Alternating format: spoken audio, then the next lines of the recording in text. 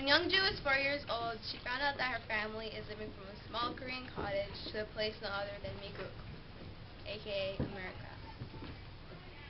Based on what she's heard about this so-called America, it is like a paradise, and it's a lot like living in heaven. After flying through the sky for a long time, Youngju finds out that Miguk is actually a regular earthly place that does not feel anything like heaven. From there, she must face her struggles and problems she meets along the way. When Youngju starts school in America, she doesn't want her new American friends to see how different her and her parents are, or the environment in which they live in. So she doesn't invite them over. Instead, she takes action by lying to both her friends and family. As stated by Youngju, Amanda and her parents do not know where I live. We have always hung out at Amanda's house because I lied and said Uma and Appa owned a restaurant that kept them working long hours, so there was usually no one home. Page 106. Worst of all, her father's drinking is way out of hand. The family thought he would stop when they left Korea, but he has not. In fact, he got worse, that he ends up getting a DUI and leaves his family without a word. Soon Youngju fears for her and her mother's lives. She struggles with speaking English in her new school. As her parents' relationship begins to fall apart due to financial issues, during this time, Youngju's brother Jun is born and is given more freedom and choices due to his gender as a male. The journey to America was harsh, but transformation was not. School for Youngju was complicating at first because she did not really fit in with her classmates, just because she was different. But later on that all changed when she met a girl named Amanda.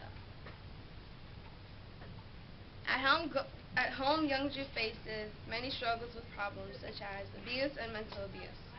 In Korea, Youngju and her family had it pretty easy because they had money, a place to stay, family and friends to support, and they adapted to Korea more easily since they originated from there.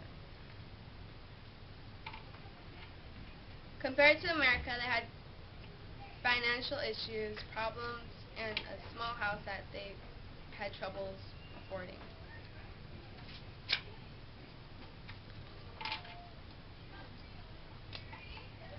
That's it. That's all freedom. Huh? That's all freedom. Yes! So now that you finished that, I obviously, was it chronological or is that causal order of what was it? That's kind of casual. What? I don't know how to Chronological?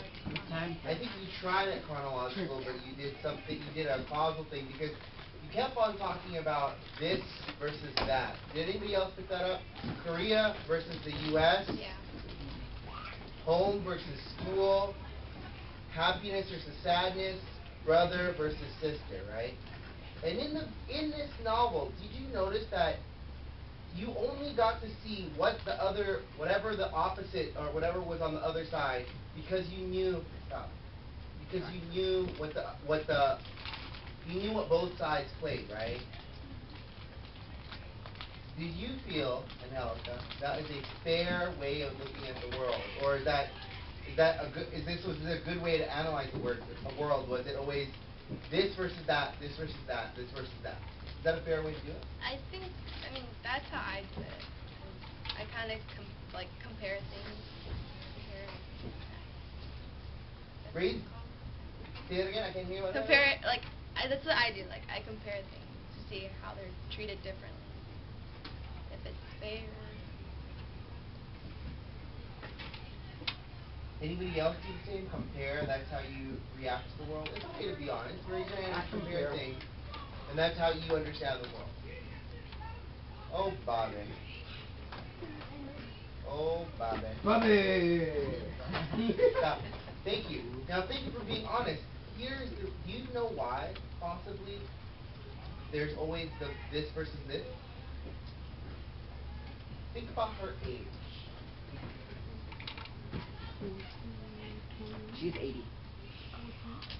Think about her age. She's, wait, how old is she? How old is she? No, because she, like, her aging process, in different chapters, she's, like, a different age. Thank you, but what is her age as you think she's writing the book? Is she writing it at the moment at her age? No. Like, as a 4-year-old, she's thinking like a 4-year-old. It's telling the story as a 4-year-old. Well, it kind of has some points from that time, like, she shows her perspective. Does she ever write from the perspective of, back then I thought like this, or is she always writing in the present? I, yeah, I mean, She's writing it like the past, but saying it like the present? it's a mix, you know. Does this You're write saying like a journal? Yes. Yeah, Yes. like that. Like So then she's writing in the present, okay? oh. She's writing as it happened, okay? Even as a 4-year-old, because you have to make believe it's a fake story. Really? As a young person with limited experience, do you see why young people often only do good versus bad? Mm-hmm. Home versus school, America versus where I came from, my parent versus my friend. Tell me why that is a natural reaction of young people.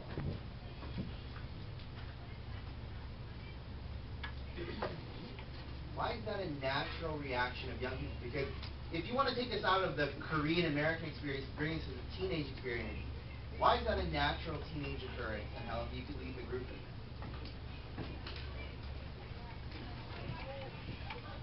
I'm not really sure. I don't have a lot of thoughts on that. Anybody else want to take a stab at it? Go. Wait, you said why is it different between the... How come teenagers always just do comparisons? They say this or that, this or that. These skinny jeans or fat jeans. Because they're so obsessed of what other people think. Yeah, like they want to fit in with society. Okay. Like not get. So if I'm not, go ahead. If I'm not what? Like, 'cause they don't want to be different. Okay. I want to be different. Teenagers are so judgmental. Alonzo?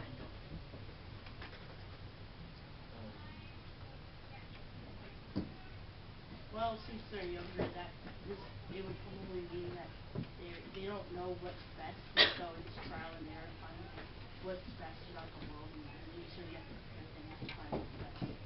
Michael? Like your skinny jeans and fat jeans comparison. Maybe my friends might like me wearing fat jeans. But Said no one ever. but maybe my teacher or my parents and my peers might like me while wearing my skinny jeans.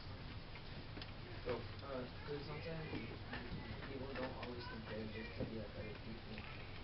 Like when they compare a color, that's a their opinion. It's not to be like other people. Think about, just you guys think about why I asked that question, and Helga, thank you so much.